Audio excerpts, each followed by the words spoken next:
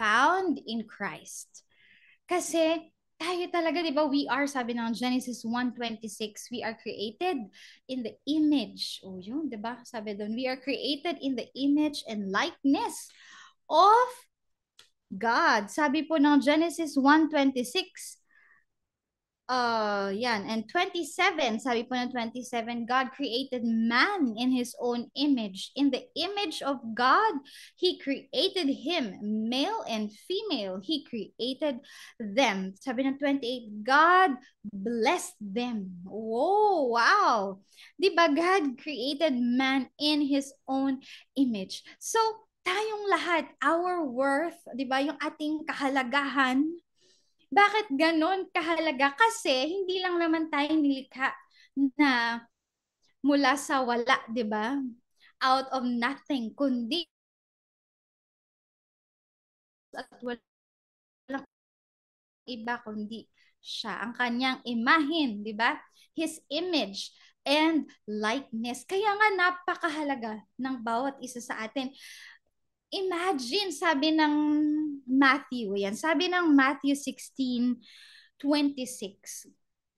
For gains the whole world and forfeits his soul?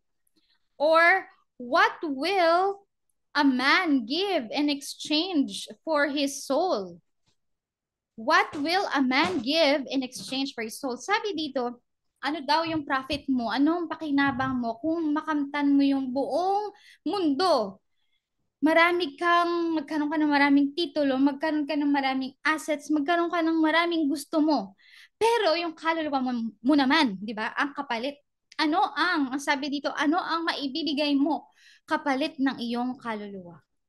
Ibig sabihin, we are more than. Ano ba yung nakikita natin dito sa mundong ito? We are more than that. Ikaw na tao, di ba? You are more than that.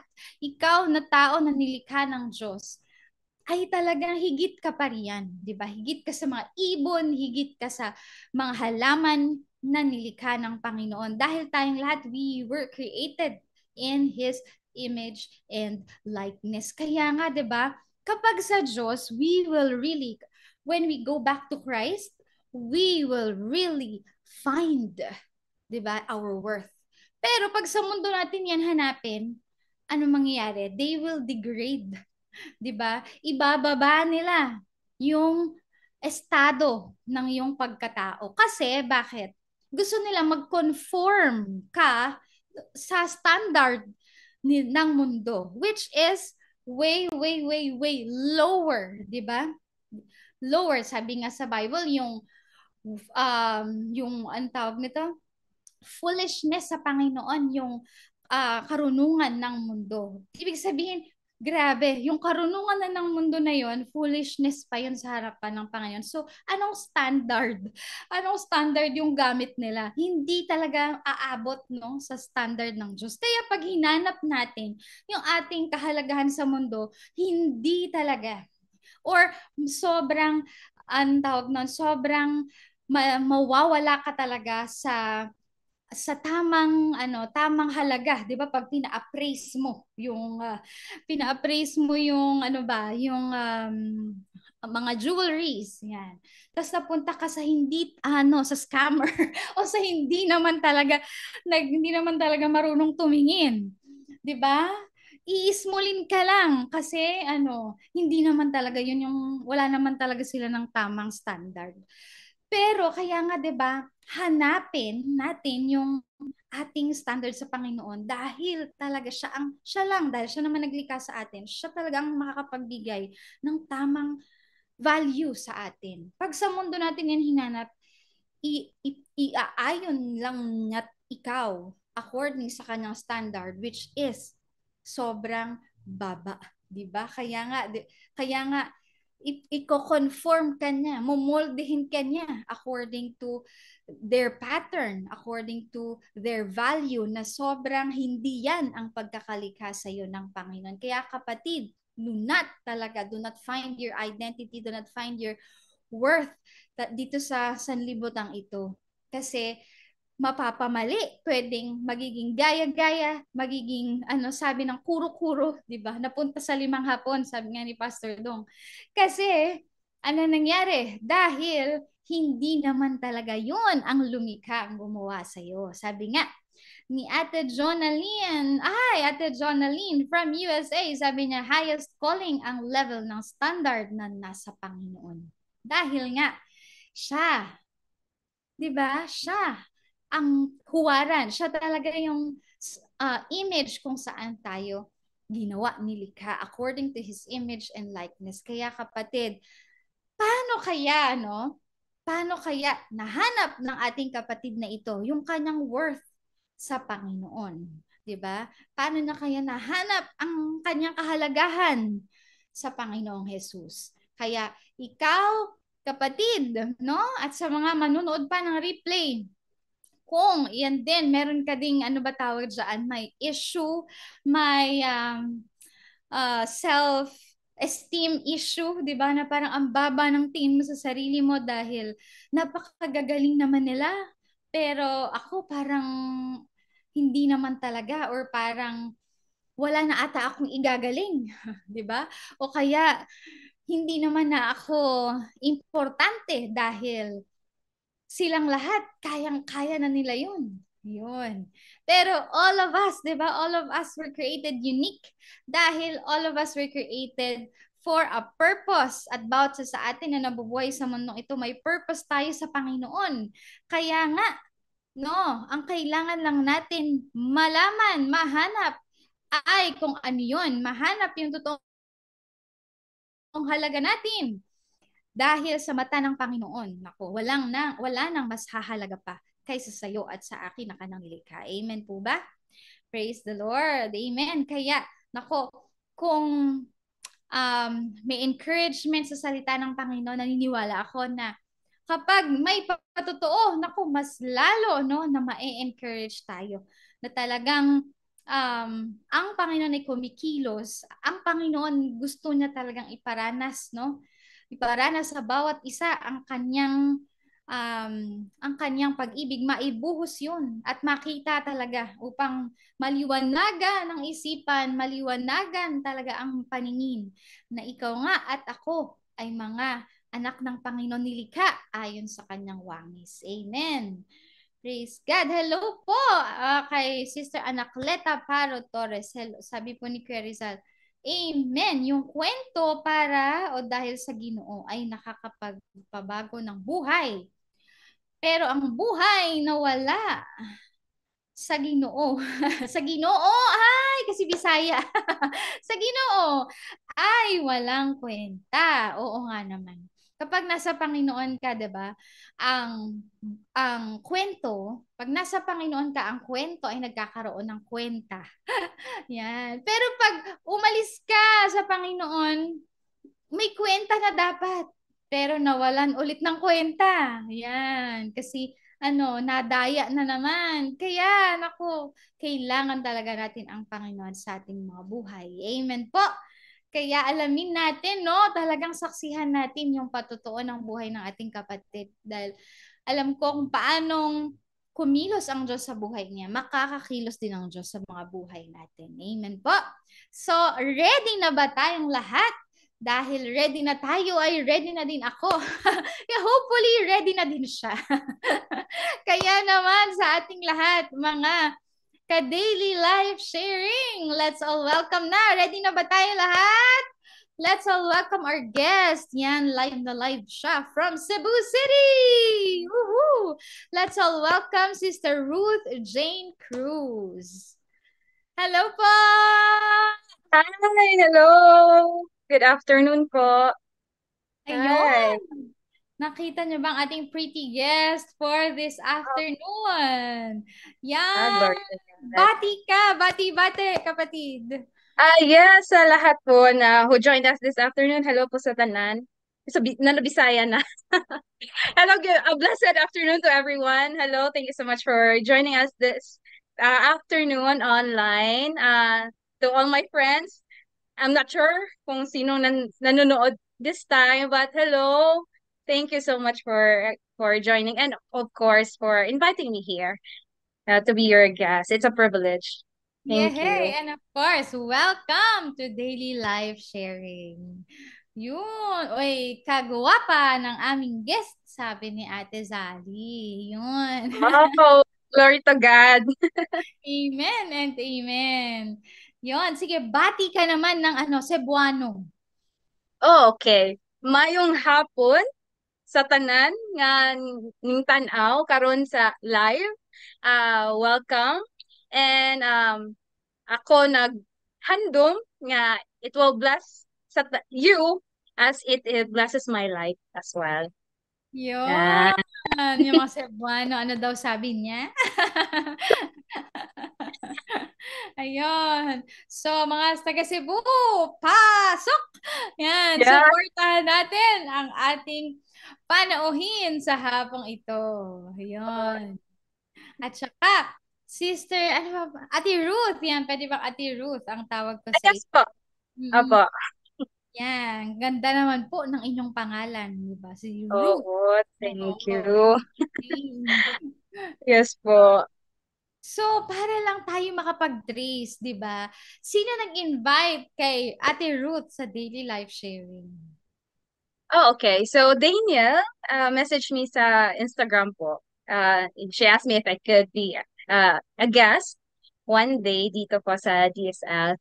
And I said to her na I'll pray for it. I'll ask permission from my D group leader then. And it's a privilege. Kasi this is the first time actually na to be invited online to share my life story and to share the word of the Lord. And then this one thing na sinabi lang ng D group leader ko na this is for the Lord. So go and do it. So yun po. I said yes. Yeah. Wow, yan. So, shout out kay Daniel na nasa Australia. Yan na, ang iyong Yes. guest. Yan, si Dr. May, ay Yeah. nandyan. Yan yung nanay ni Daniel ay kasama natin sa hapong ito. Yun. Hello kay Sister Minda Soriano Nation from um, Malaysia. Yun. Praise the Lord. So, um, okay na ba? Nabati mo na ba lahat? Ang gusto mong batiin? I think I'm not sure if my siblings are watching right now, but hello. To my kasama sa ministry sa church, hello sa inyo. And to my friends, Ate Rose, I'm not sure if my workmates is watching, but hello. In case, hi Hmm. to everyone. A blessed afternoon. Nakakatawa, nag-uumpisa pa lang tayo.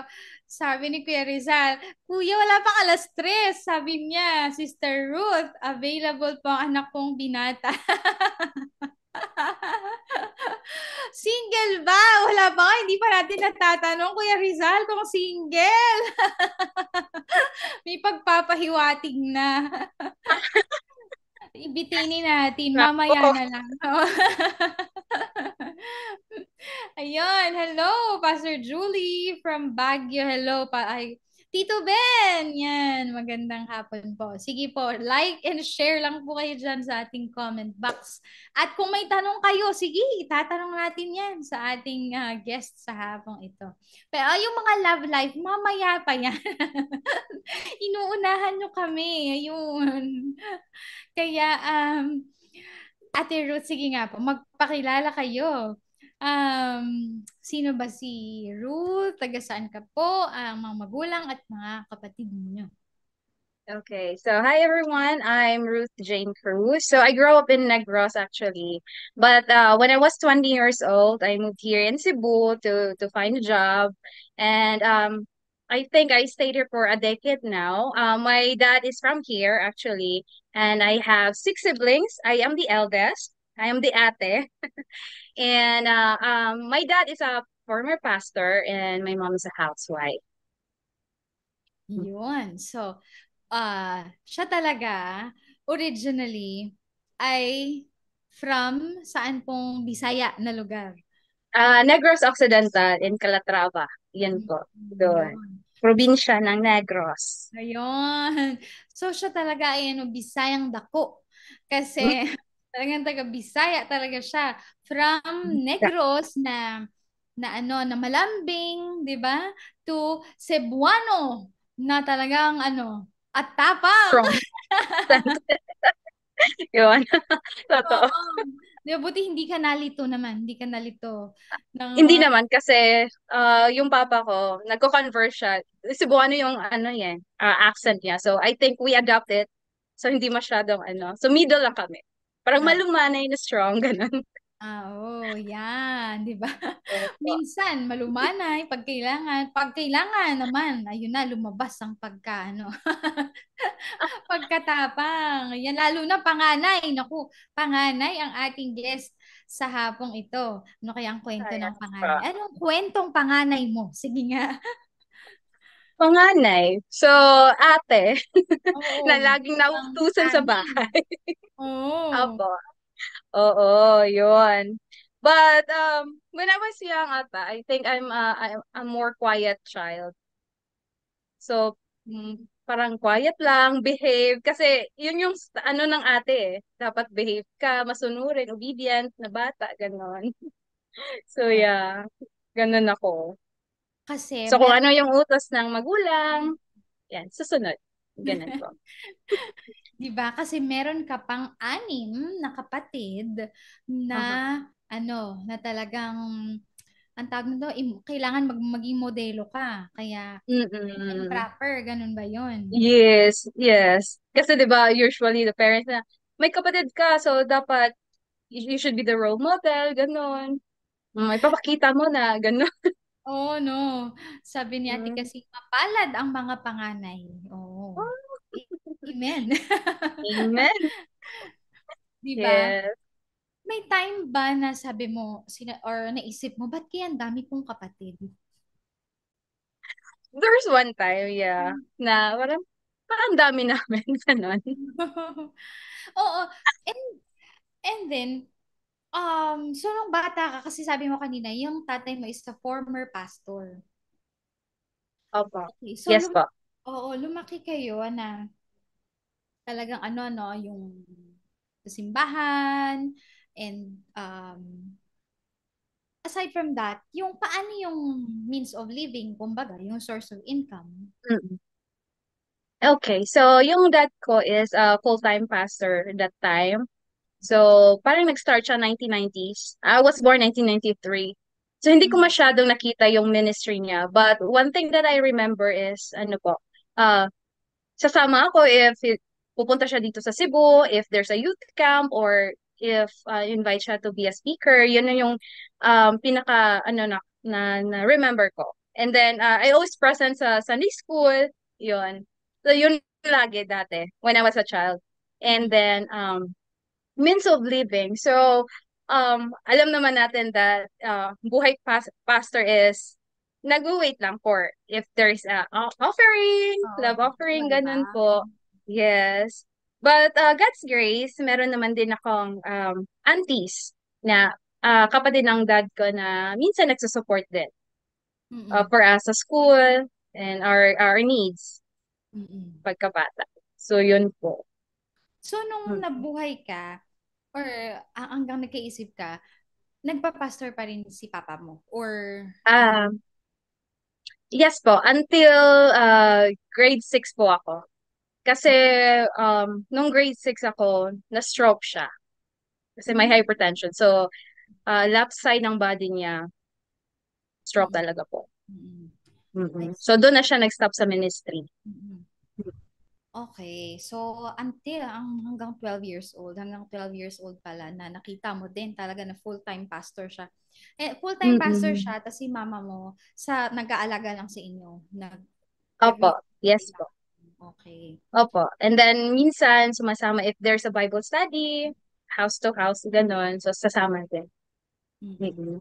So, meaning, kumbaga, naranasan mo din talaga yung hirap ng buhay. Naranasan mo din talaga yung hindi na, kumbaga, pag may kailangan mo pa mag-antay, di ba? Hindi ka Yes. Yes check. po. I think doon ko na ano is after nung na-stroke na ng papa ko. Kasi ano na siya disabled na. So, he can't move, ganon. So parang umaasa lang din kami sa allotment ng tita ko, monthly. And I praise the Lord na there were the Lord using them as an instrument to support us. Kasi my mom doesn't have a work, and yun, papa ko na stroke na din. So doon nag-start na parang, okay, so I think pag after ng school ko, I need to work na to help. Kasi nakita ko the ano hirap that Mm-mm. time.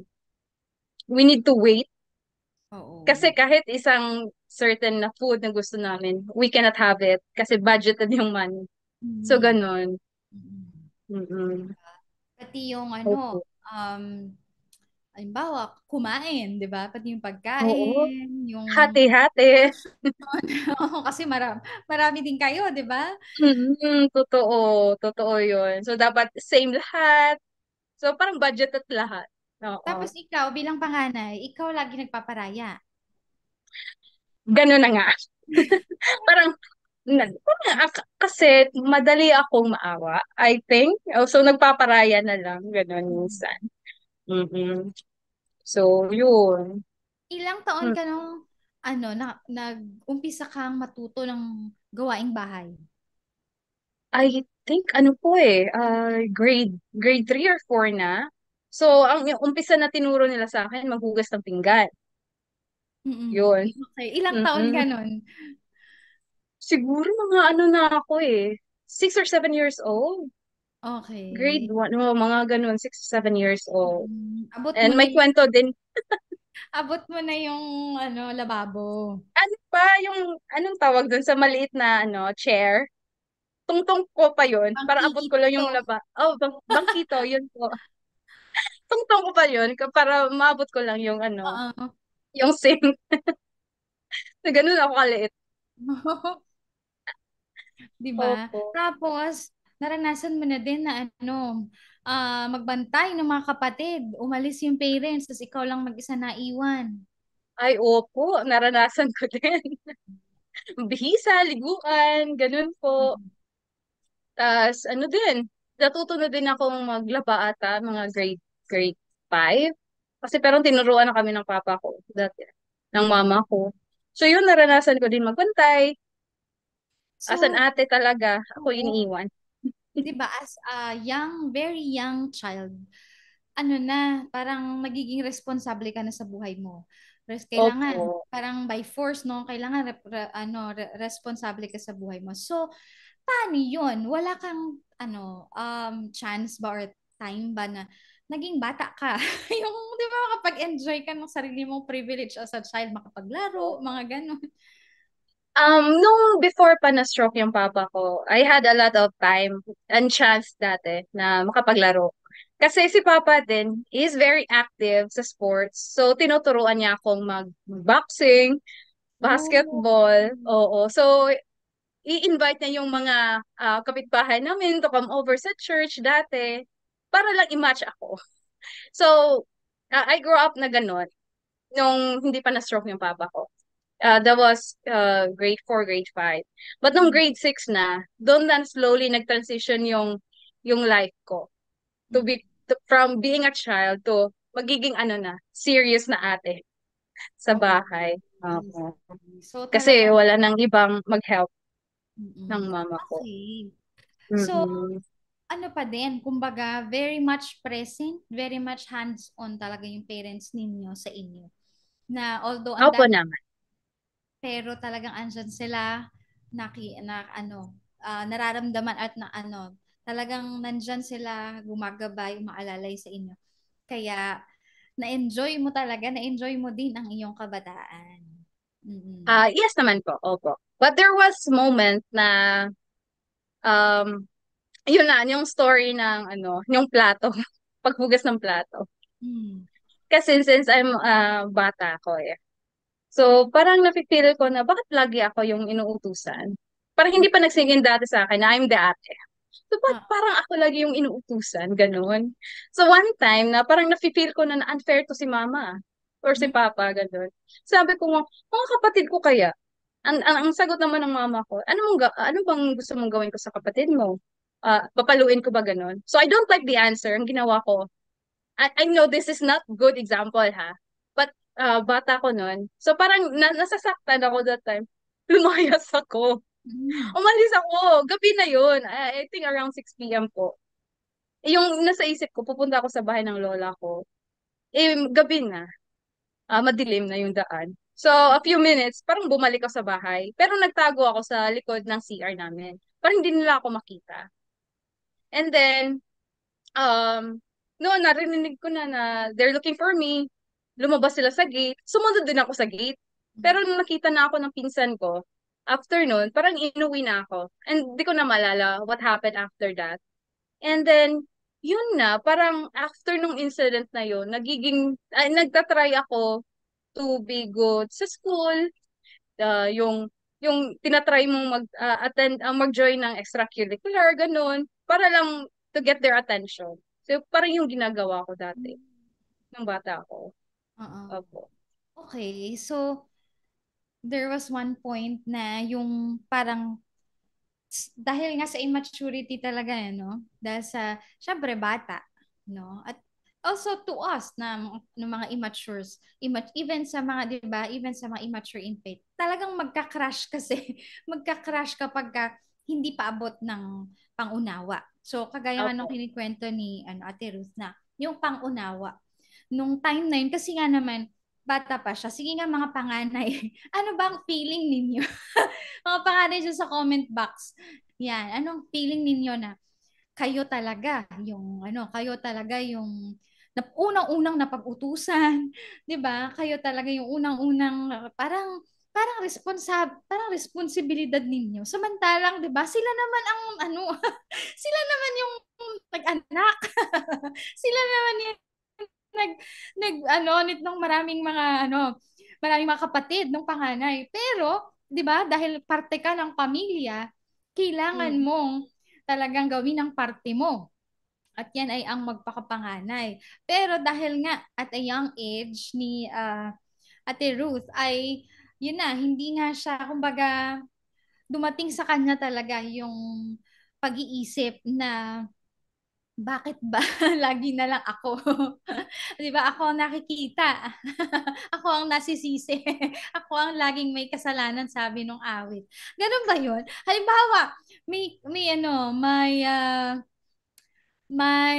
ang tawag nito, may nagawa. Ano, nakabasa, ano ba, nangyari. Basta may nangyari, kunyari may nangyari nakagawa yung mga kapatid mo.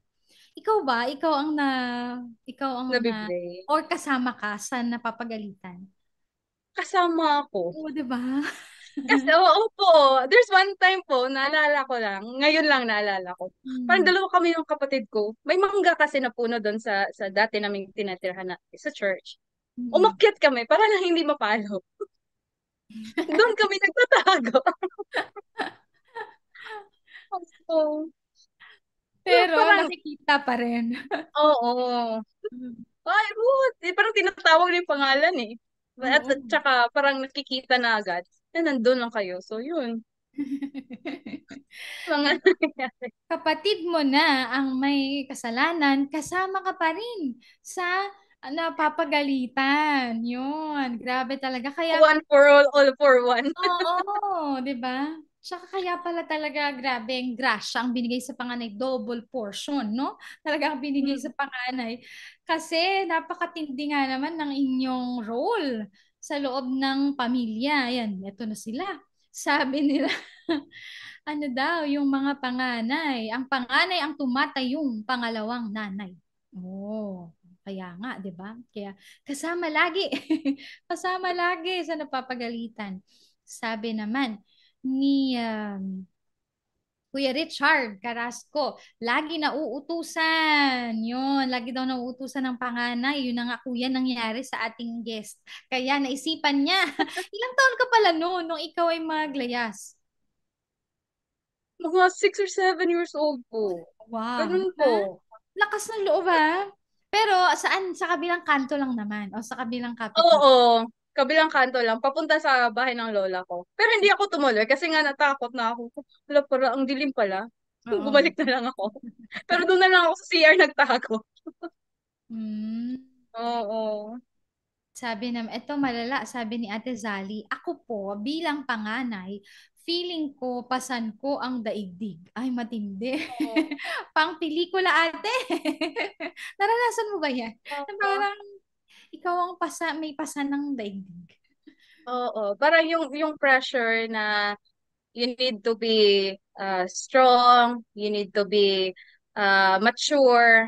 Hmm. Kasi parang sabi nga na sa isang comment kanina na parang pasan mo, I mean, pangalawang nanay ka na. So you're expected na you know how to take care of your siblings in Yes. case kung anong mangyari sa parents Hmm. mo. So Totoo. yeah, ganun. Ganun po. Ano yan, may expectation talaga, may expectation. Parang pag pinanganak ka na panganay, kulang na lang basahan nung, alam mo yung nung binabasa na ano, in case something happens, di ba yung mga sa, ano, sa Mga presidente, lawyer. sa Miss Universe, Oo. in Yung case mga something pledge. happens to the winner, you will take over. Ganun. Pag pinanganak na panganay, parang automatic, ganun ang role mo sa buhay. Opo. Ayan, napag-iinitan ng mga kapatid. Totoo ba yun? Feel ko dati ganun. Kaya nga Hmm. yung um, parang hindi naman siya trauma but the rejection na ako na naman pagagalitan nito, ako na naman yung may kasalanan kasi hindi ko tinuturuan yung kapatid mo, yung mga ganyan. So somewhat yes, yung Mm. ganun. Di ba? Pero, tama ba na nagiging paborito ang panganay? Or wala pang panganay na naging paborito? Sa case ko dati, hindi ko na feel. Mm. Ewan ko, kasi parang I need to work hard or I need to get their attention para ma-feel ko na important ako, Mm, na okay. love ako, na belong ako sa family. May isang ang ano dati, parang ampun ata ako. Ganun na thought na, parang ampun ata ako, bakit ako na lang lagi? Ganon. Kasi immature pa eh, hindi pa na. Oh, Pero nung nakita ko oh, na yung isang kapatid yes, ko, okay, yes. same kami na mukha, okay, hindi pala ako ampun. Pero yun, I think doon nag-start yung self-esteem ko is very low. I think, doon po. Grabe, Oh. ayan. Mm-mm. Ayun na, sabi po nila ay ano na pa, nasa na yung mga panganay dyan. Oh, may naglayas din daw, nakagaya mo. Oo. Pero alam nyo, sabi ni Ate Kasing na isa ding panganay, mahal ng mga magulang ang panganay. Kasi siya Oo. ang katuwang sa mga obligasyon. Oo. Yun. Oh, diba? Oo naman. Mm. Sabi naman ni Ate Jonalyn, ako po bunso. Ayan, pareho tayo ate. Ako po bunso sa original family, but naging panganay sa mga half-brothers and sisters. Every time mag-visit, dad ko sa Vietnam, he asked me to send money to buy daw mga pasalubong na gusto ko. Yun. But pagdating sa Vietnam, wala si pasalubong, ubos pera ang bungad sa akin. Ito, list ng bibilhin mo sa mga younger siblings mo pagbalik ko sa Pinas. May edad na ako pero napaiyak pa din ako. Paggastusin, ako. Paghihingi sa akin, pero yung pinabili ko, di naalala ng dad ko bilhin at dalhin sa Pinas. Bata pa ako, lagi akong tiis, sabi ko, ayun na nga, no? Ayun na nga. Um, bata pa, pero laging nagtitiis. Ano yung mga naalala mong, ano, kumbaga, talagang pinagtiisan mo din na Um, imbes na para sa'yo, sige na nga, para na lang sa'yo. siguro nung parang there's one time na binilhan ng bagong jeans yung kapatid ko. I want it also. Eh kaso nga sa budget, hindi kasha. So, Mhm. yun, nagpaubaya. Yun yung word, nagpaubaya na lang. Na Parang kanta okay, ng... next time. Mhm. Pa, sige, next time na lang, ganun. Or, yun na nga, when it comes to food, siguro, um, wala akong maalala eh, na ano. But, yun na, portion lang talaga. Parang, dapat same kami lahat, equal. But when it comes to mga gusto, yun na, first, yung naalala ko lang na, yung sa jeans, gustong-gusto ko din talaga. But they can't afford it. And, parang yung in-explain nila is, mas need ng kapatid mo, so siya muna na lang. So, Mhm. yun. Pero Mm. dumating ba yung next time? Nabilhan ka naman ba next time?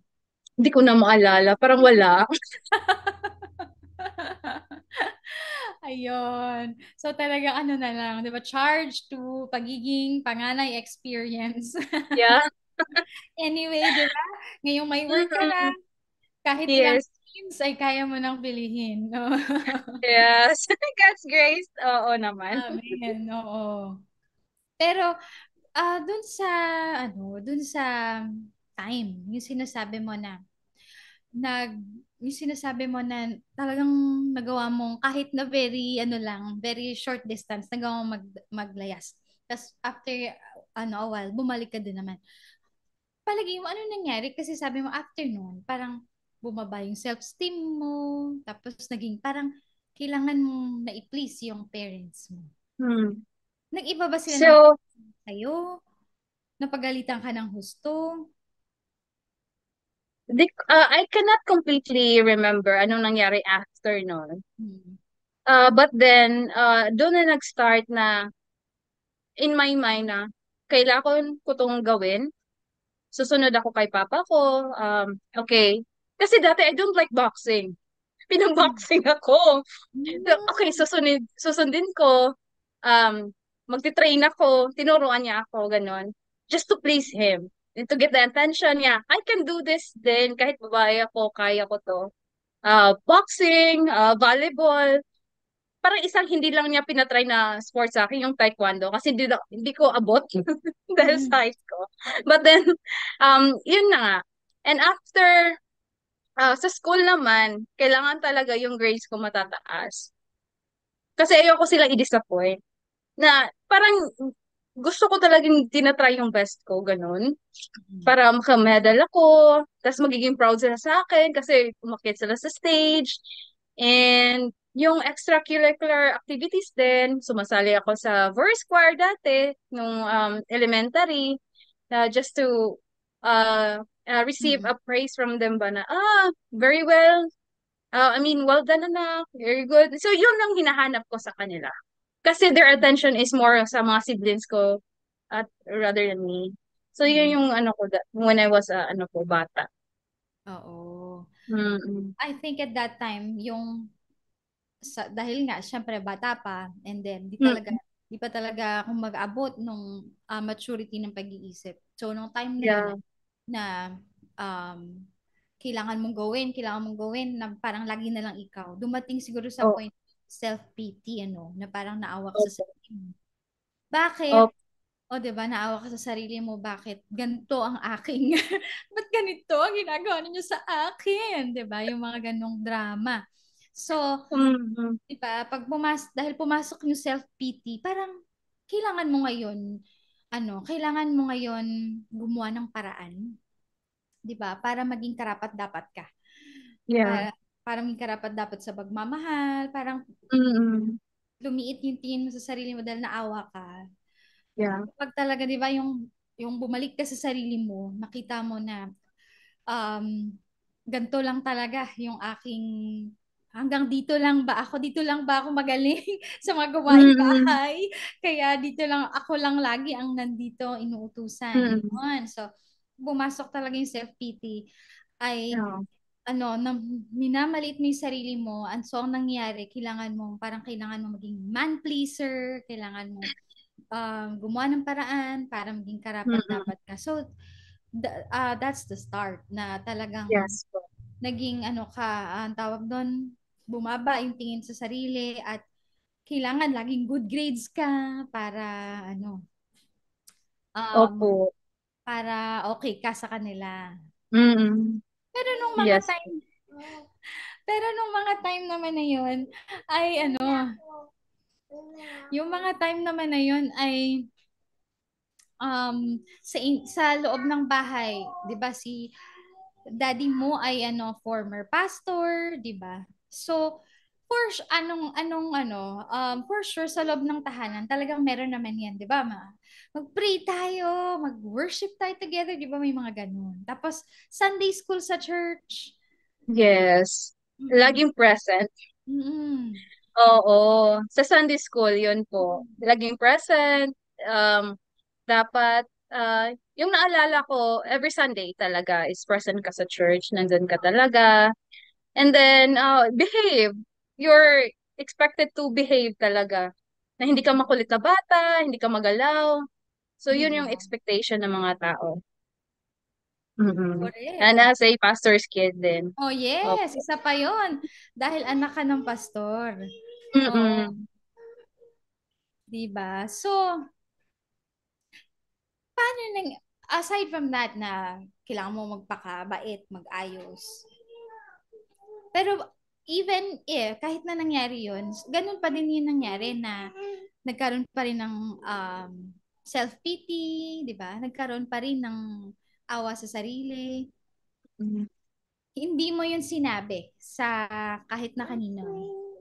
Hindi po. Mhm. Oo, kasi ayokong isipin nila na, 'di ba, yung parang ang OA naman ito or hindi gano'n. Oo. May mga, 'di ba? Ay, ang OA naman ito, pantay-pantay naman kayo lahat or gano'n. Ayoko ipakita sa kanila na I'm weak and yun fasad na ano. Oo, na okay lang ako, pakita ko sa inyo na okay lang ako, gano'n. But then may auntie ako na naka-notice na dati pa Mm. na oo. So, parang I'm a bit emotional na tao, ganun. So, na-notice niya through my actions. Oo, parang may conversation lang nga kami few days ago. Kasi parang na-curious ako, what do you think about me when I was a child, auntie? Kaya siya nga, ano ka dati? Mabait naman. But Mm. then, parang emotional na bata. Ganun. Oo. Matahimik na emotional na Mm. ganun. Kasi ate din eh. So, parang ang halo-halo na yung kailangan kong ipakita sa magulang ko, gano'n, sa mga tao. So, yun po. Ayun. Pero hindi mo sa kanya brinot up na Hindi. ganito yung aking naramdaman. Wala. Hindi. Wala po. Okay. Ayun. So, ibig sabihin, that is why, kumbaga, talaga nakapagpatuloy na ganun ang iyong kalagayan. Ganun ang iyong Apo. pakiramdam sa loob ng tahanan. Mm. Mm-mm. So, dahil nag-umpisa yun, paano sa school? Naging, ano ka na din? Ano ko, Aloof? tahimik. Mm. Opo, tahimik ako. Tas, madalang lang talaga akong nagsismile. Parang nasa sulok lang ako, isang sulok lang. So, I Mm. just remember na yung sa high school ko lang, ay hindi, I mean sa elementary ko lang, I just had one friend na isa lang babaeng friend ko na lagi ko lang kasama, yung pumupunta sa bahay kasi we had the same interest sa basketball and sa boxing. So, siya lang all throughout the years na nasa ano ako sa elementary. Mhm. I see.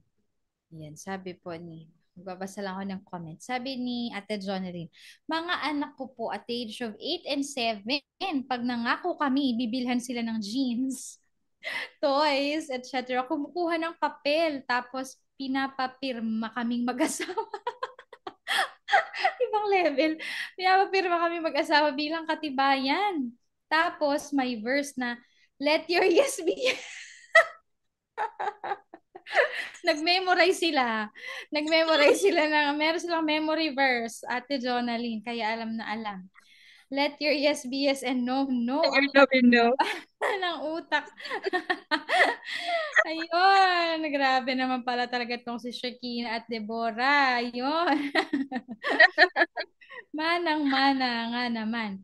Ayun, sabi pa ni Ate Jonalyn, pero dapat pala ma-deal ang problem ng batang musmos kasi pwede siyang lumala. So mga nanay, Mm. bumaba po tayo sa level ng maturity ng mga anak natin. Kawawa po pag di na-deal ang problem nila. Yes po, kagaya nga ng kinikwento ni Ate Ruth na yun yung start. Kumbaga, nagkaroon ng dahil nga hindi talaga nakita or Mm. hindi na deal ang emotional ano niya issue. So noon nagkaroon na siya ay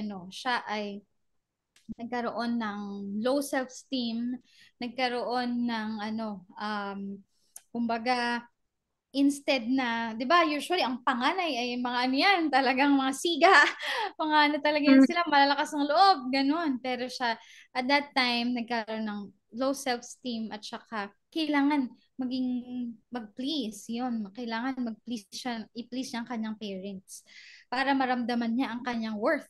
Yun, 'di ba? So, Opo.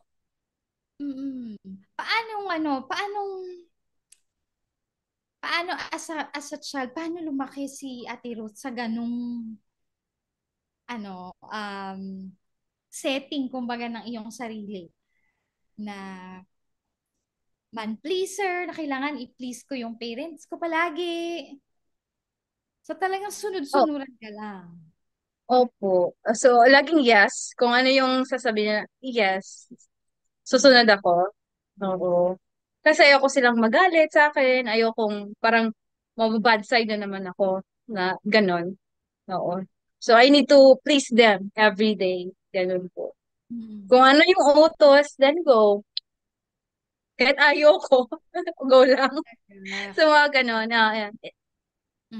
So walang time na nagre-raise ka din ng concern mo na what if o kaya pwede bang pahinga muna? Pwede bang sila naman? Mga ganon. Wala. After nung nag-raise na ako na, what if yung kapatid ko? Yun na naglayas na ako. So after nun, hindi ko na, parang no questions asked na, so yun, sunod-sunod na lang ako every time na ako ano yung gusto niya pinapagawa na sa akin. So yun. It last, yeah, until na, nung na-stroke na yung papa ko. Mm. So, ganun lang yung setup sa bahay na when I was a child. Oo. And then, ibig sabihin, even if yung pakikipag-socialize mo sa ibang tao, pakikipagtungo mo sa loob ng eskwelahan, sa mga teachers, ganun din. Ganun din yung Mm-mm. yung Mahiyain ako, oo. mahiyain. Parang ayokong mag-approach ng tao kasi baka ma-judge ako. Yung ganun na mindset na dati. So, I don't like talking to people.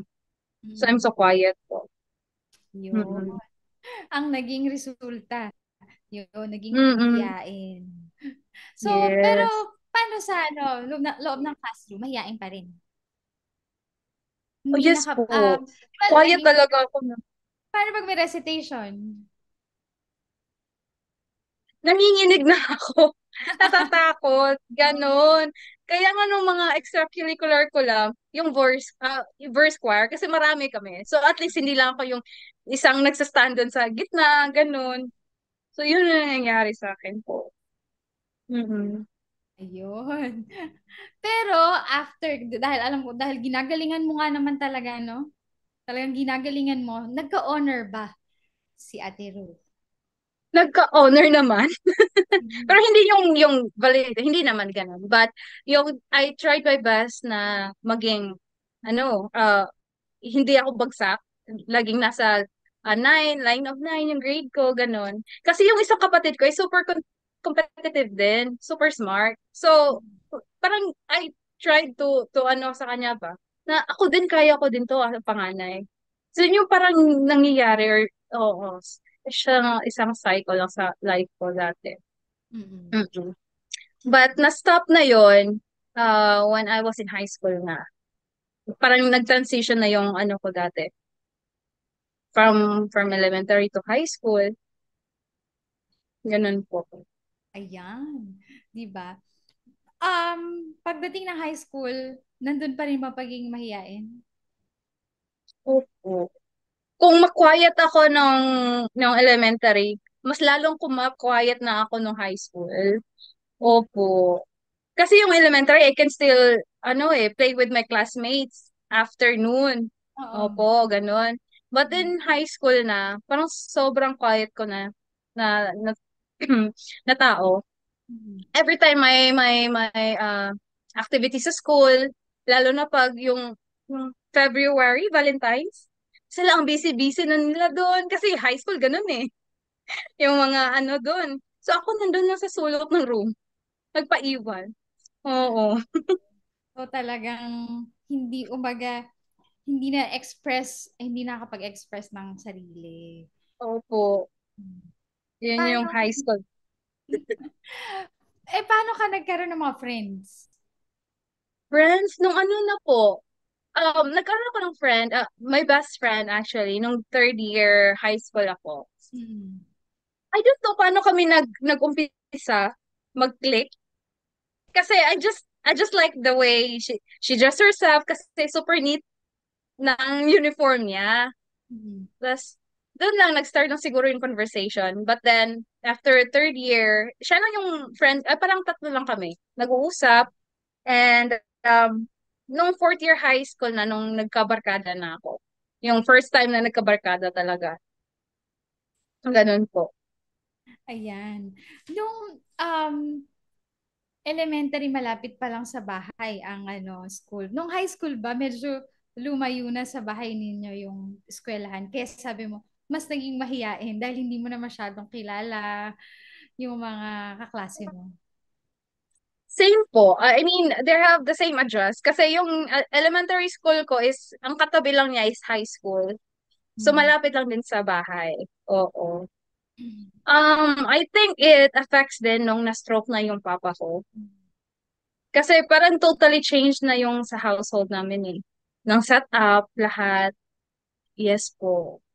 So, yun. Parang mas nagiging quiet na ako.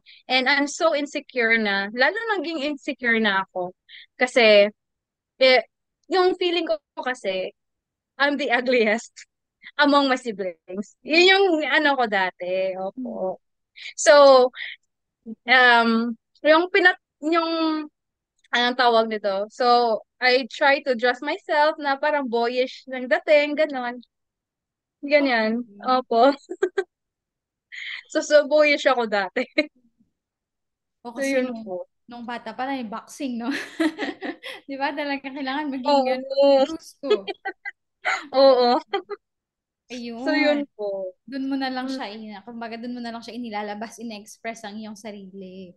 Mhm. Oo. Yes Alright. So, po. paano yun? Halimbawa, di ba, ang high school, yes, ang high school, merong mga acquaintance party, junior, senior prom. So, paano pag mga ganong time? Di, nasa gilid ka Hindi ako lang. nagjo-join na. Hindi na. Nung fourth year high school na lang talaga ako. Parang nagtatry na. Kasi pag-graduating na ako ng high school noon. So, tinatry ko yung self ko to attend sa isang camp. Kasi dati, I didn't, dati na, I love writing simple poems, gano'n. So, may isang camps dati sa school na parang tinatawag na Easterly for 3 days. Eh, naging, interested ako nun. So, I tried to join. And then, Mm. doon na din nag-start yung life ko to have a barkada na lagi kong kasama, every time na after school, kumakain kami sa isang bake shop Mm. or pupunta kami sa isang dagat kasi malapit lang yung pantalan din sa amin. So, yun lang yung mga activities dati.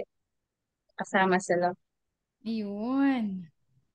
So, meron pa Mm. din talaga, no? Oo, nung high school na, nung fourth Oh. year. Opo. And then, so, um, after nun na na-stroke yung papa mo, then, so hindi, nag-stop na po ba siya or pinagpahinga siya ng church na hindi na muna siya magpapastor? Opo. Yun po yung nangyari. Mm. Kasi he can't walk. And then yung uh, I mean, sluggish na yung pagsasalita niya. So, hindi masyadong naiintindihan that time na. So, that time na din, nag-stop siya sa ministry. I see. Pero kayo, tuloy-tuloy sa punta sa church, attend ng Ah, Bible studies. yes po. I continued to attend sa church. Mm. And right after high school, then doon nag-start nag-join ako sa ministry po. Mm-mm. Mm. So, sa labas, may 'di ba, mahiyain, ganyan. Pero sa church, nakapag naka-join ka naman sa mga ministries. Opo, I think doon siya na-develop yung nawawala yung pagkahiyain ko dati. Sa ministry na. Mm. Oo. Kasi right after high school na din yun nag-start ako. And isang friend ko lang talaga nagpo-push dati na, sige, sali tayo ng ano. Sa music ministry yun dati. I didn't know I can sing, pero hindi ako magaling. I can sing lang. Sabi niya, Siya may yung nag disclaimer agad. Opo. And then, aside from music team, parang sa children's ministry, yung natuturo ng mga bata, yung sa outreach na pumupunta kami ng mga remote places, sa bukid, doon. So, doon nag-start yung ministry ko right after high school na din. Mm, Mm-hmm. I see. Kaya nga, 'di ba, talagang ang katuwang ng tahanan, ng pamilya ay ang simbahan. Kasi Opo. pag, 'di ba, hindi siya maka-express sa mundo or sa mga ano, hindi siya kumbaga hindi niya talaga mahanap yung sarili niya at saka Mm. yung kagaya niya napakamahiyain. Pag Yeah. sa loob ng church ay madedevelop yan. Sa loob ng church ay talagang ma-unleash ang mga Yeah. potensyal na meron ang isang Totoo. tao, no? Kaya nga, Totoo. talagang kapartner yan sila, working hand in hand para talagang mapalabas yun, yung mga regalo, yung mga potensyal na meron na ipinagkaloob ng Panginoon. So, masasabi Opo. mo ba na at sa panahon na yan ay okay ka na? I mean, kasi may ganun kang pinagdaanan nung yung kabataan mo na hindi ka pa talaga masyadong, hindi mo pa Hmm. naintindihan yung mga pangyayari, yung talagang responsibilidad mo bilang panganay.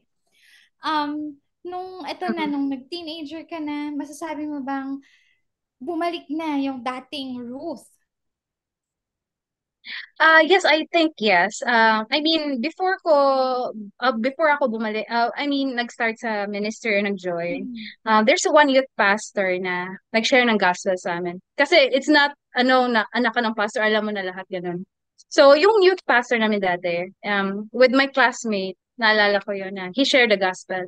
And pinaintindi niya na how the Lord sees you as a person and how He gave His life, ganun po.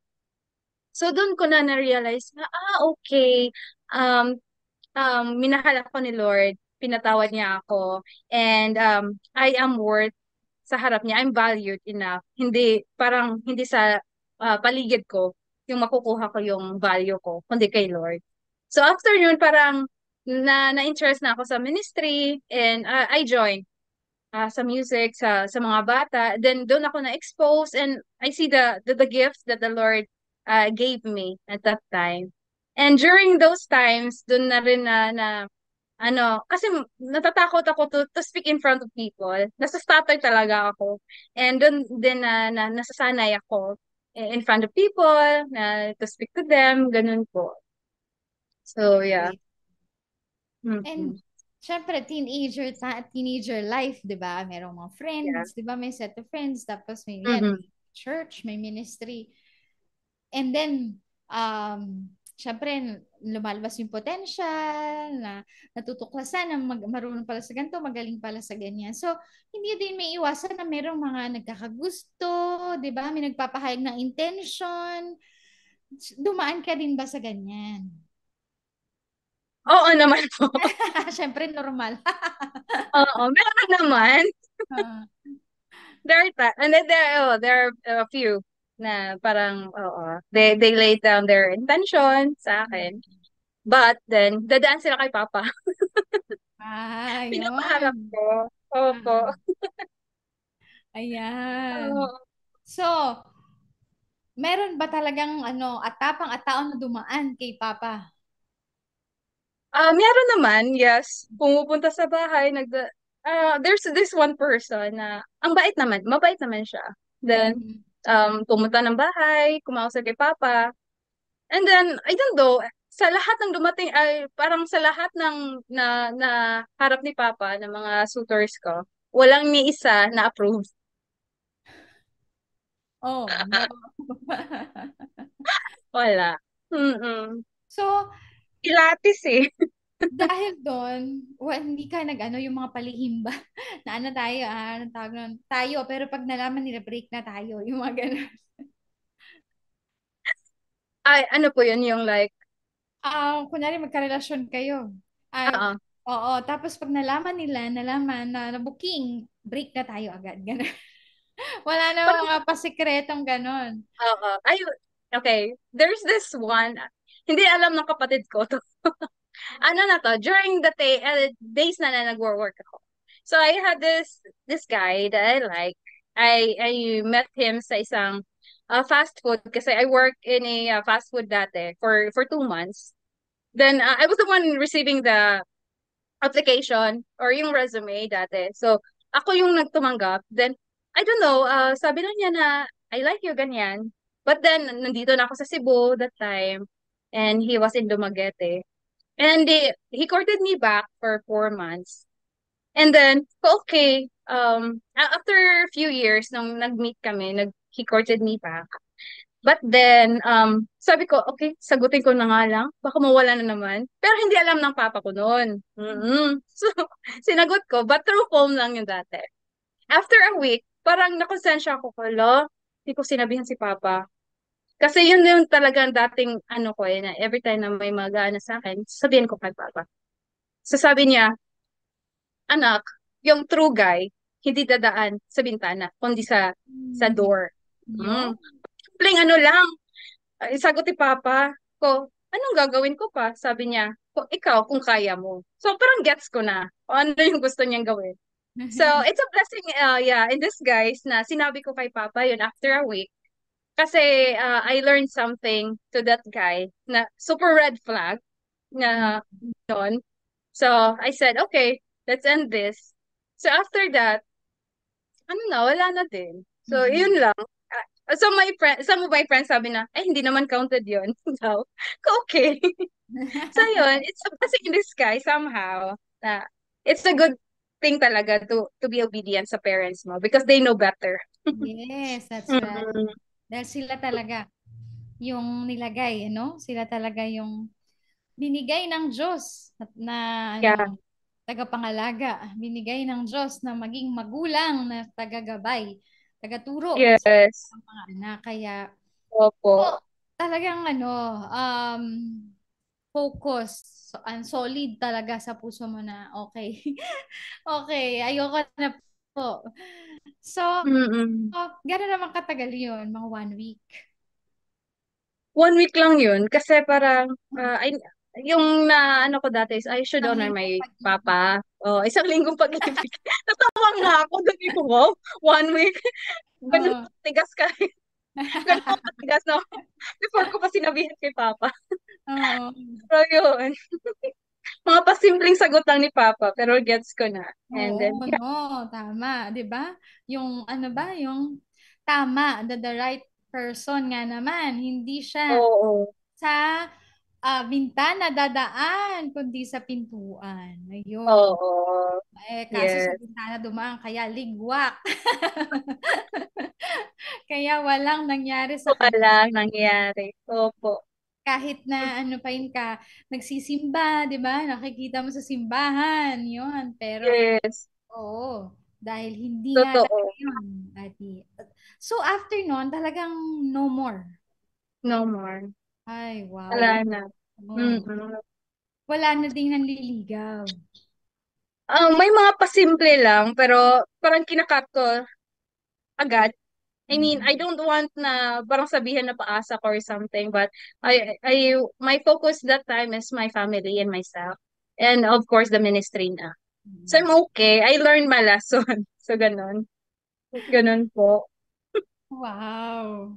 Mm-mm. Experiment time daw sabi ni Kuya Gabi. Na, wala na, no more experiment. No more na. Mm. Natuto na eh. Natuto na.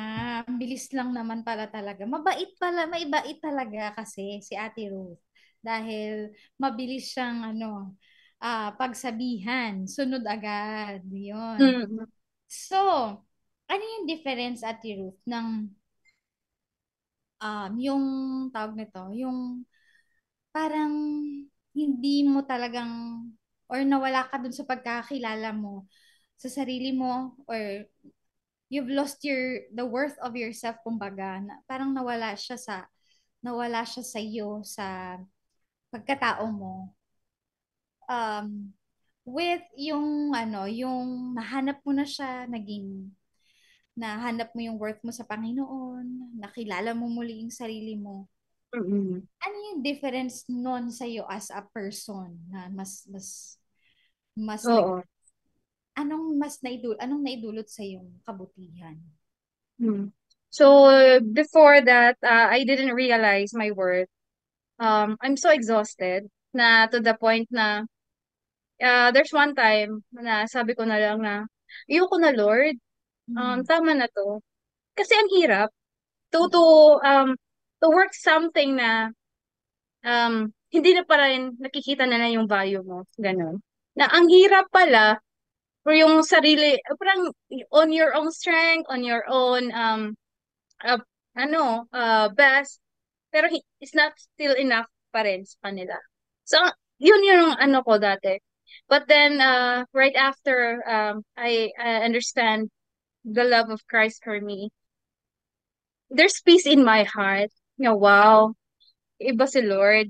Iba siya magmahal. And iba siya, I mean, He sees me differently. Kasi yung standard ng world, iba eh.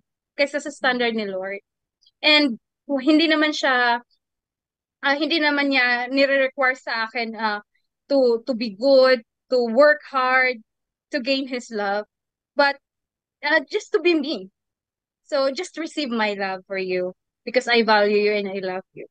So Mm. ibang difference nun kasi I see myself as an important in God's eyes na uh, kahit ano man ang mga ginawa ko ngayon or ano man nararating ko ngayon, it's because of the Lord. And there's peace in my heart talaga. And the difference is how I view myself na I'm not the same person dati na nagsiself-pity na, ay, ang pangit ko kasi, or ang bobo ko kasi, hindi ako magaling sa ganito, ganyan. So, yun. I learned not to please people around me na. Because isa lang yung piniplease ko si Lord na eh. And Yeah. iba, there's restfulness in Him pag ganito. And Mm. praise the Lord. Kasi talaga naman, ano, um, yung um, gawin mo yung ayon sa kalooban ng Panginoon, di ba?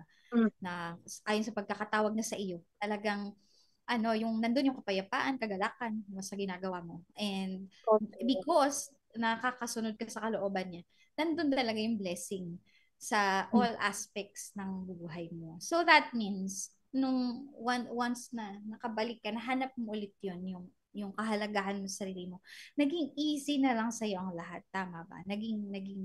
Halimbawa, yung college life mo, yung career mo, may Oo. mga problems ka or may mga challenges ka pa ba na na-encounter doon sa point na yun ng buhay mo? Yeah, when it comes to my family na, yes, a lot of challenges in life since kasi nung nag-stroke ang papa ko. Kasi I need to learn to take care of him then. And after college ko, I need to work. So along the way, I face challenges then. But I need to remind myself as well na I have the Lord with me. So makakaya ko to. And in line of my identity, even in my work, I praise God that I'm still working with the same company for 8 years. And the Lord is showing His provision talaga in my life, in my family. Though a lot of challenges man with the relationship and all that. But yun, yung anchor ko lang talaga is the Lord. Siya lang yung kinakapitan ko all throughout. Kasi isipin ko Lord, kung wala ka sa journey ko, I don't know where I am right now. Kasi di ko kaya kung mag-isa lang ako. So, ganun po. Mm. Amen. Itong, um, teka po, ano po palang inyong pinagtapusan na kurso? Okay. I graduated nursing aid po. 1 year course siya sa isang kolehiyo doon, back in Negros Occidental po.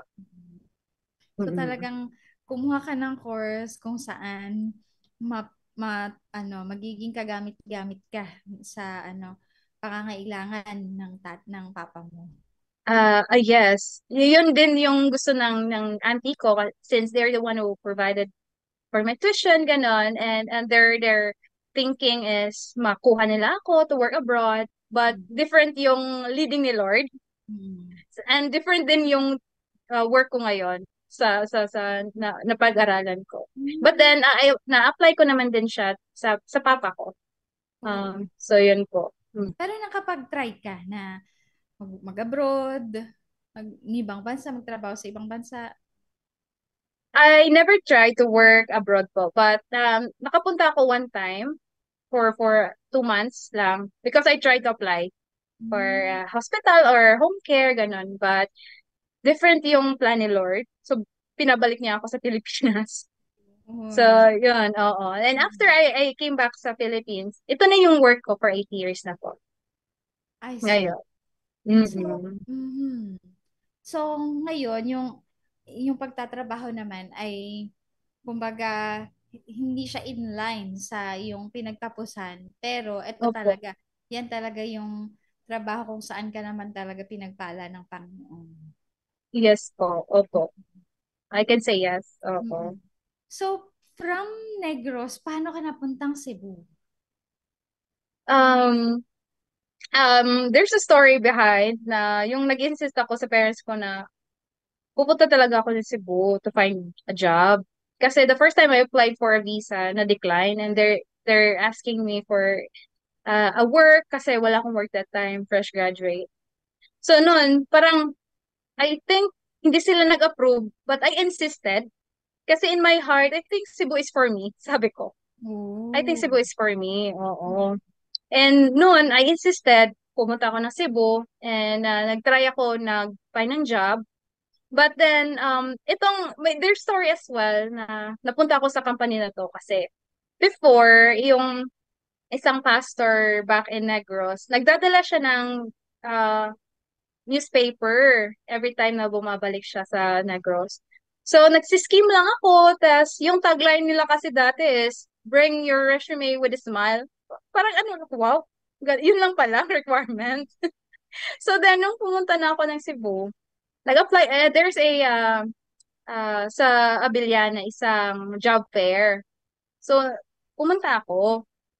Nakita ko yung itong company na to. Sabi ko, sige nga, ito yung first company na a-applyan ko. Um, After one interview, hard on the spot. Ko, wow, Lord, amazing mo. Parang na-shock ako that time. Hard on the spot. So, after nung pumasok na ako, yung mga kasabay ko, nagtanong sila sa akin, hindi, for, ano na, signing of contract na ako. Siya, kayo ba? Siya, hindi, may second interview pa kami, tadaan pa kami ng third interview ko. So, in my heart ko, wow, Lord, iba ka talaga pag nag-answer ng prayer. Kasi, hindi mo ko pinadaan sa ano mahabang process. So yun, that's the beginning na nung dito na ako sa Cebu po. Mm. Amen. Wow. Talagang favor. When you find favor from God, you will find favor. Yeah, amen. Yes po. So, Mhm. syempre, meron kang church sa Negros. Paano ka naman talagang naghanap din ng magiging simbahan na iyong matatanim ka dyan sa Cebu? Okay. So, ang best friend ng papa ko is a pastor as well. So, I joined, or I mean, doon ako, I mean, doon ako nag-attend dito sa Cebu. And then, doon din, nag-ano ako ng ministry, sa music ministry din. And at the same time, nagtuturo din sa mga bata. Kasi yung best friend ng papa ko is a pastor. So, doon din ako na-introduce sa church na yon. I see. Mm, So, Apo. ano siya, kumbaga, talagang walang struggle, no? Well, no struggle, only miracle. Di ba? True. Kalooban ng Oo. Panginoon. Oo. Opo. So, gaano ka nakatagal dyan sa Cebu? 10 years. I moved here August 2013, Mm. and until now po. So, 10 years. With your family. Nandyan na kayo lahat. Opo. Oo. Opo. Oo. So, talagang hindi ka naman talaga hiniyaang mag-isa. Talagang, Opo. May isa. mga kapatid ako. Kung Opo. noon bantay sarado, ngayon bantay sarado pa Sarado rin. pa rin. Walang kawala. Walang kawala si Ate Ruth, 'di ba? So, Opo. ngayon, 'di ba, obligasyon mo noon bilang panganay.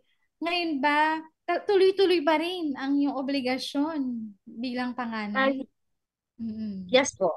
I still supported my family po. Mm.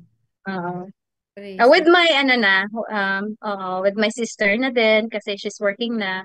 So yeah. So Yeah. tulong-tulong kami magkakapatid ko. Amen. Yan Mm. talaga ang um, pamilya na nakakilala sa Panginoon, 'di ba? Dahil Yeah. yung mga anak na marunong magbigay ng honoring, no, sa kanilang mga magulang, nandoon talaga Mm-mm.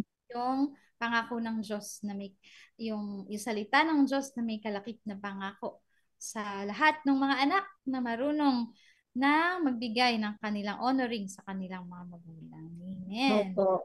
Grabe naman. So, as a, ano ba, young adult, as a young adult, Ate Ruth, sa iyong buhay, sa Mm-mm. kasalukuyan, ano yung mga challenges na iyong napagdaanan or pinagdadaanan? Mm-mm. Okay. I could say, right after my papa passed away, doon talaga yung real struggle for me. Kasi hindi ko pa siya completely natanggap. It happened 2 years ago, October Hmm. 2021. So doon parang yung emotional state ko is not steady. And parang nawala yung drive ko to work hard. Yung I just woke up, okay, gagawin ko lang to for the sake na kailangan kong gawin. But nawala yung fire, yung drive. Even if serving the Lord, I stopped serving the Lord for a year. Kasi parang it affected me so much. But then the Lord is so good. He brought me people na ni-encourage sa akin, na pray for me and my family. And yun, after nun, grabe, I even think of, this is not good ha, but kasi right after yung nawala yung papa ko, parang nawala yung purpose life ko. I think kasi, ay, wala na ang papa ko, anong gagawin ko? Wala na siya. So, kasi my focus dati is to help my family. And then, yun, I struggle a lot emotionally. I'm not really stable. Even my mental health and my spiritual health affected na din.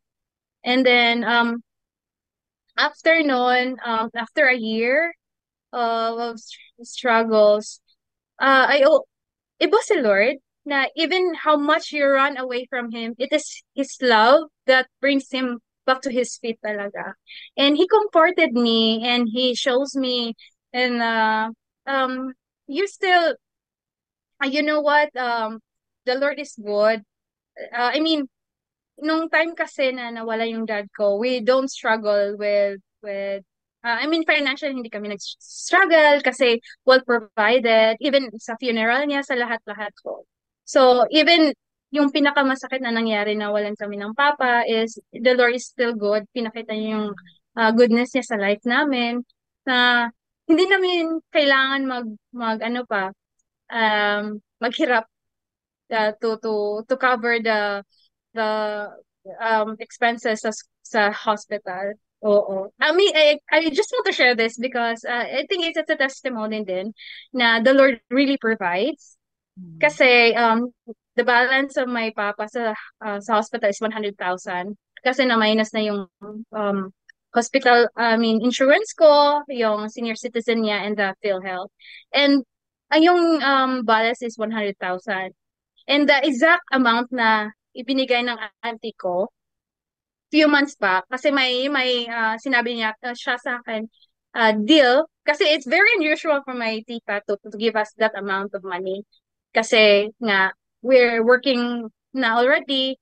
So, may sinabi siya sa akin na something, a deal na, okay, I'll give you this money. And yun po. So, okay, I said okay. But after 2 months, yun ang nangyari kay Papa. And nung nawala na si Papa sa billing na ako na-process, na-shock ako, ha? 100,000? Exact amount na talaga yung sinabi ng auntie ko na ipro-provide niya. Ko, oh, wow, Lord, amazing ka. And then, dun din sa funeral niya, iba yung, iba yung insurance na kinuha namin, but na-shock kami sa room na super laki. And even sa casket niya, is mahal. Sabi pa ng tita ko, pumunta ka sa office, baka pabayaran tayo ng masyadong malaki dyan. Pagpunta namin siya, no ma'am, yun talaga yung room, yun talaga yung casket ng papa mo because there's no space na for ano, but no need to pay as extra kasi binigay daw nila yon for that specific ano. Oh, wow, ang galing mo, Lord. And then, yun, yung provision lang talaga ni Lord is amazing. And yeah, this is the Praise God. story of that. Mm-hmm. Amen. Amen. Talagang God takes care, no? God takes care of His beloved. Siya talaga Yes. ang nangangalaga, yun. Yeah. Lahat ng ating mga pangailangan. Kaya nga ipagkatiwala sa Mm-hmm. Kanya. Lahat ng ating mga alalahanin. Yun. Opo. Siya talaga ang bibigay ng solusyon, magkakaloob. Mm-mm. Kaya nga, napaka Totoo. galing ng ating Panginoon dahil lahat ng bagay ay alam niya, di ba? Lahat ng bagay Mm-hmm. alam niya, kaya niyang solusyon, nasa kanya ang solusyon ng lahat ng bagay. So may problema sa Totoo. pinansyal, may katugunang pinansyal, di ba? May Yes. Totoo po. problemang emosyonal, no. Sa Diyos din mahahanap ang kasagutang emosyonal dahil siya naman ang ating tagapaglikha at siya ang naglagay niyan, gumawa niyan sa atin. Kaya nga, siya din Opo. ang nakaalam paano yan talagang gagamutin, paano yan talagang pagagaanin, no? Paano yan Mm-mm. ang tawag doon, i-refresh muli. Mm-mm. Yun. Kaya, after nun, paano, paano ka nakalabas doon, kumbaga, from that, yung nagkaroon ka ng, ano ba yun, yung mga emotional problem. Struggle. Paano Opo. ka Um, nakalabas dyan? yeah. So I attended a True Life retreat sa church po. And Mm. then, yeah, it helped me a lot to completely realize na it's not the end of the world and it's not the end of your life. And it gives me comfort na your papa will no longer suffer here on earth, but he's already in heaven with the Lord, and that you'll continue to do what the Lord has wants me here on earth. Kasi there's a lot of people pa na needs to hear the word of the Lord, and yun po, it gives me comfort na I will never leave you nor forsake you naman, and that I always be beside you no matter what. So it gives me comfort na grabe yung love ni Lord sa akin.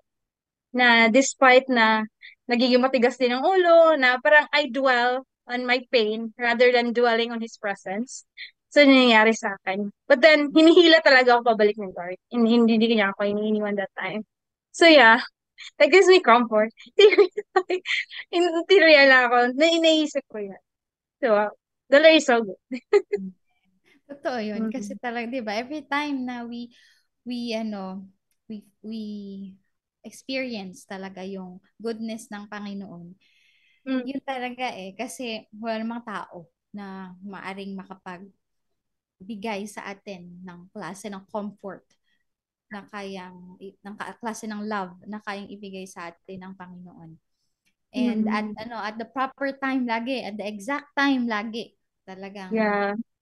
hindi siya early, hindi siya late. Laging always on time na kailangan natin. At saka according to what we really need ang Yes. kanyang binibigay sa atin. So, ganun Mm-hmm. kagaling ang ating Panginoon. At talagang Amen. Yeah. hindi kanya, hindi mo naranasan na mag-isa. Yan, kahit na parang mag-isa, 'di ba? Pero hindi nag-iisa, you are not alone dahil kasama mo ang Panginoon. Yan. Yes. Um, Amen. Another question ko sa iyo ay yung nakita mo 'di ba yung papa mo na naglilingkod sa Panginoon, nangangaral, 'di ba sa yung kabataan mo. Hindi ba sinabi sa iyo ng papa mo or hindi ba dumating din sa puso mo na one day ay Gusto ko din yung nilakaran ng papa ko. Gusto ko din maging kagaya niya. Um, yeah, didn't kay, I mean, hindi ko naisip yon that time. Ang sa akin lang is, learn more. Pero, kasi, I mean, my focus kasi is more of my family. But then, I don't want to leave the ministry then. So, that's why I involve myself. Pero yung mga tao is, oh, ikaw na yung sunod. May mga nagtitiis. Ay, hindi siguro eh. So, may mga ganong mga ano sa akin as a panganay din. Mm. But I'm not sure now. I mean, ay tinakatanggap ko lang kung saan ako nililid ni Lord. And I'm so blessed and happy that I lead a D group right now, which I didn't expect. And I'm in the ministry na siya din nagbigay. I didn't expect din na to be part of. Po. Ah, praise So the Lord. yeah. Mm-hmm. So, by now, kumbaga talaga na-experience mo na din na maging blessing, no? Maging influence, magkaroon ng influence sa ibang tao bilang leader at bilang tagapanguna ng mga ng gawain ng Panginoon. So, talagang meron na, kumbaga, ay may nilalagay ng mga tao ang Panginoon, ano? Na Opo. ikaw ay maging pagpapala sa mga buhay nila. Kaya nga, no?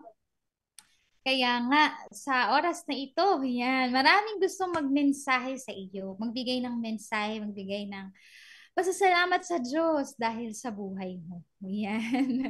Handa ka na ba? So, ito, Okay. yan, let's watch this.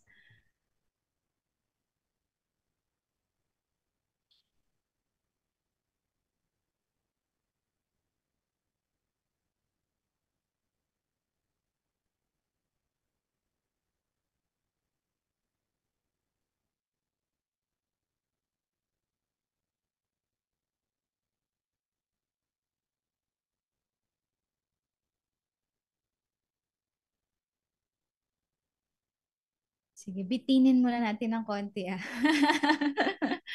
Wait lang daw.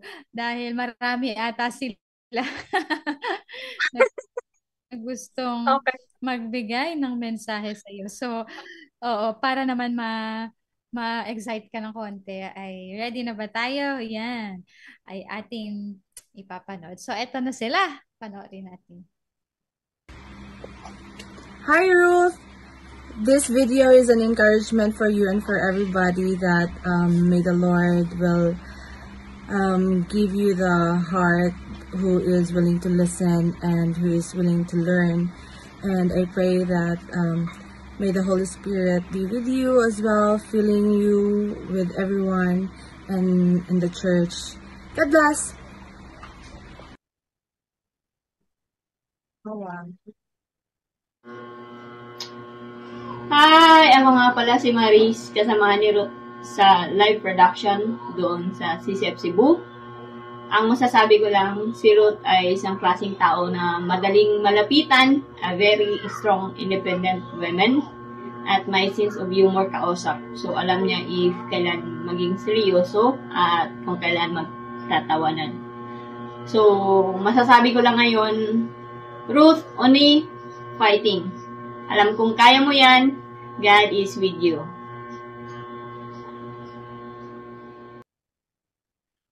Wow, ang iyong mga Oh, kasama wow. sa ministry.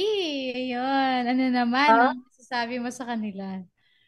okay, wow, praise the Lord sa life nila. They're one of my closest friends din. Isa is kasama ko sa discipleship group.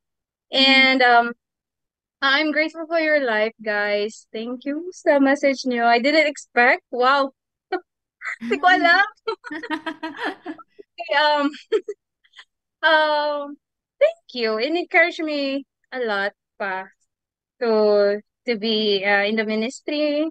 And thank you for praying for me as well. Kasi they're always there then. Whenever I ask for a prayer, they're always there, encourage me. And yeah, see you this Sunday.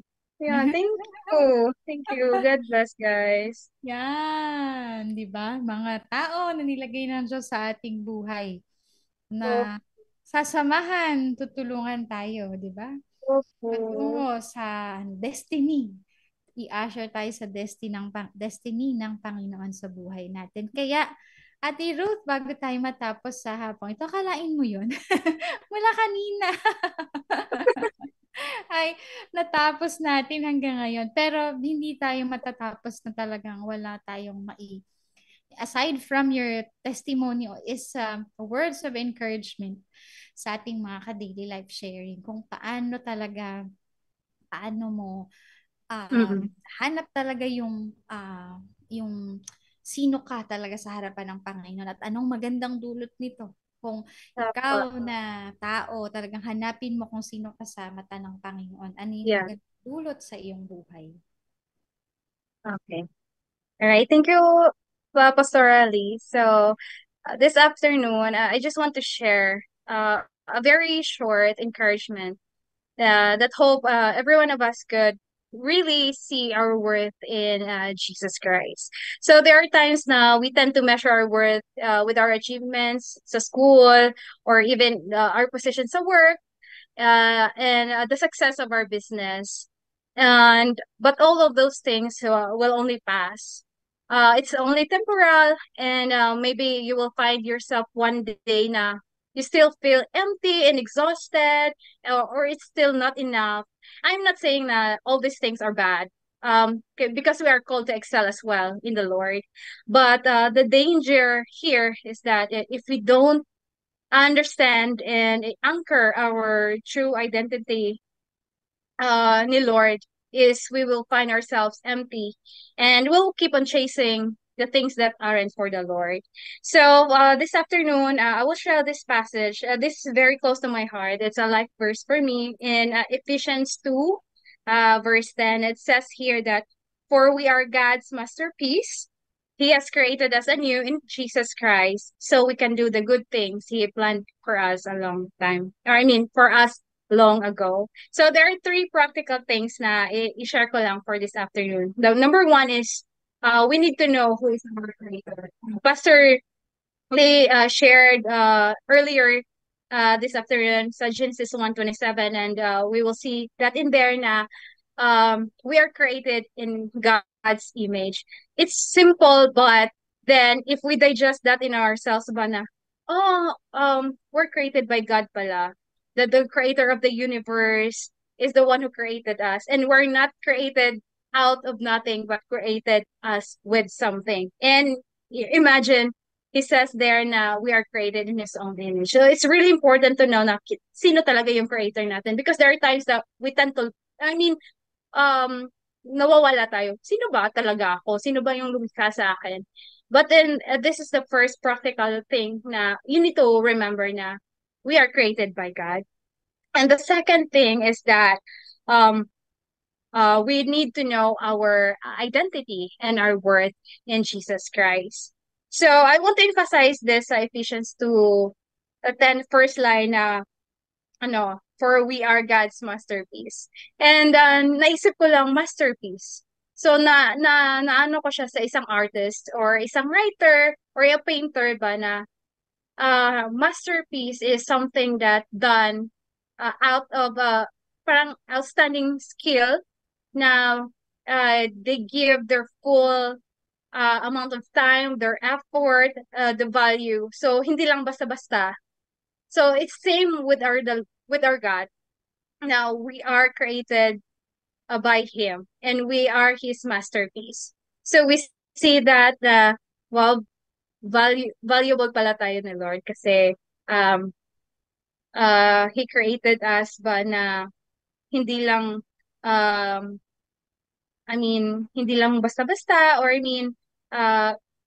hindi lang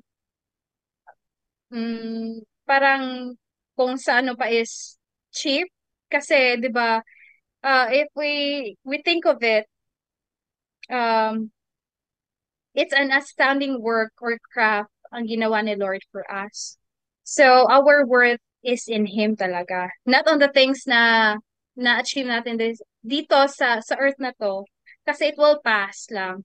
And it's important as well on how to view yourself and how the Lord sees you, because the standard of this world is different from the standard of God. And if you follow or conform to the pattern of this world, ma-exhaust ka rin eh.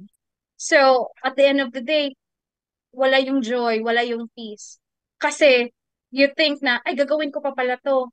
Kasi I need to. But then, if the Lord is not in there, hindi pa rin masaya yung life mo. And so, it's really important that we anchor the true identity in Jesus Christ. Kasi in Him, we're called, or I mean, He created us fearfully and wonderfully. So imagine that, na siya na nga yung Panginoon, but He crafted us thoroughly ba? He molded us with a skill and a purpose na we need to see na value nga tayo ni Lord. We need to value ourselves as well. And the third thing is we need to know our purpose. So here in Ephesians 2:10, sabi that He has created us anew in Jesus Christ, or Christ Jesus, so we can do the good things He planned for us a long time ago. And so it doesn't mean good works is give us salvation, but they are absolutely mean as the result or the byproduct of salvation. But then in Jeremiah 1:5, diba dun sabi na, before I formed you in the womb, I knew you. Before you were born, I set you apart. I appointed you as a prophet to the nation. So come to think of it, that even if nasa sinapupunan pa tayo ng mga parents natin, the Lord already knew us and that He has a greater purpose for our lives. So if we know na ano yung purpose ng life natin here on earth, is we can easily obey His word, and that God placed you precisely where you are right now for a purpose. And don't let your job, don't let your business, or even your family dictate or determine how you invest your life, because it is the Lord who placed you where you're right now.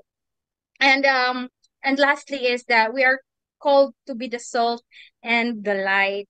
Yeah, in Matthew says there that in the same way, let your light shine before others, that they may see your good deeds and glorify your Father in heaven. So that's our one thing, or I mean, that's the purpose in our lives, to be the salt and light, because there's a lot of people right now who needs the word and the gospel of Jesus, who doesn't know the Lord yet. And we ourselves can be the salt and light to those people. And yeah, just to wrap things up, I want you to understand that once you know your Creator, you will know your identity and your worth, and you will understand your purpose in life. So yeah, that's it for this afternoon, Pastor. Amen. Praise the Lord. Hallelujah! Nakaka-bless, nakakapagpala talaga ang salita ng Panginoon, no? At ang patotoo ng buhay ng ating kapatid. Kaya naman, maari po ba, Ate Ruth, may kami sa inyo ng panalangin para sa ating lahat, sa mga manonood pa nito, makakapanood pa nito, na nawa sila din, mahanap nila talaga, hanapin nila ang kanilang pagkakakilanlan sa ating Panginoon. All right, thank you. Let's pray. Most precious and Heavenly Father, we thank you so much, Lord, for this wonderful afternoon, for this privilege, oh God, that you've given me, Lord, to be as guest, the speaker in this platform, oh Lord. I pray that you will bless the people who work behind the scenes, oh God.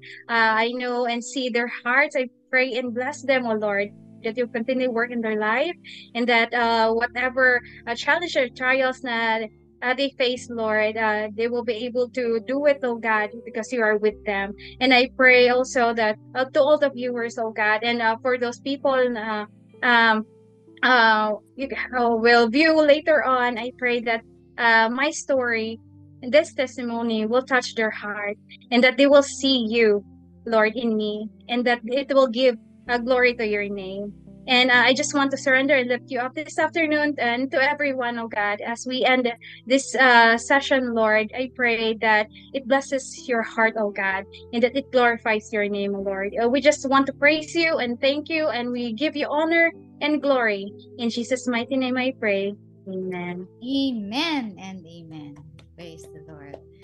Praise God! Hallelujah! Talagang all glory to our Lord Jesus. Amen. So, thank you so much, Sister Ruth Jane Cruz, sa iyong napakagandang testimonya, sa iyong oras na nilaan para sa daily life sharing. Kaya patuloy kang pagpalain ng Panginoon. Patuloy ka din talaga na makasunod sa kalooban ng Panginoon, at ang Panginoon naman talagang ipagkaloob ang desire ng iyong puso. Amen. Praise God. So, thank you also, Pastor Lee, and for this fruitful afternoon po. Glory to God. Thank you. God bless po. Amen and amen. At syempre mga ka-daily life sharing, salamat sa inyong pagsama sa atin ngayong hapon. Remember, you can go to Daily Life Sharing TV YouTube channel para mapanood po ninyo ang mga replays natin. Amen po. At syempre, tuloy-tuloy pa rin dahil sa araw ng bukas, kahit na Saturday, it's still Daily Life Sharing Day kasama ang ating guest na taga Laguna. At ang ating pag-uusapan ay Faithful God. Hallelujah! Kasama ang ating guest na taga Laguna, si Kuya John Lloyd. John Lloyd Romero. Ayun, praise God. So, see you all tomorrow. God bless you. At sabi nga kanina ng ating guest na pag wala ka sa Panginoon, hanapin mo ang iyong identity, ang iyong worth sa iba sa mundo. Ikaw ay mapapagod. You will be exhausted. Kaya, kapatid, pagod ka na ba? Bumalik ka sa ating Panginoon dahil sa Kanya there is peace and there is restfulness. Amen ba? God bless you all. See you again tomorrow. Bye!